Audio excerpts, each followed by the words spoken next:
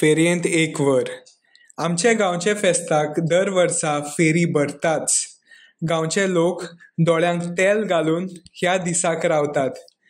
फेरी म्हणल्यार तातूंत सगळ्या तरेच्यो वस्तू आसता.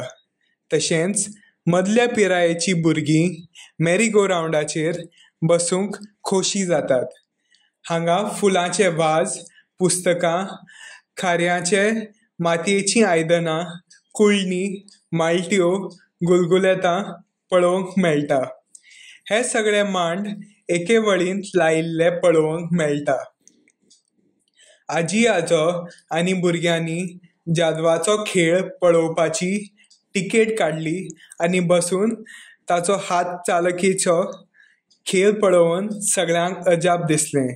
खेळ सोंपतकच सगळीं भुकेल्लीं म्हूण आजीन उशीचो रोस निवळसाण पळोवन सगळ्यांक पिवूंक पैशे भरले. थंय चल्यांनी वापुरपाच्यो वस्तूची रास पडिल्ली. आमकां मानवल्यो वस्तू घेवन आमी घरची वाट धरली. घरा वतना आमकां ही फेरी परत परत गांवांत भरूंक जाय अशें दिसलें.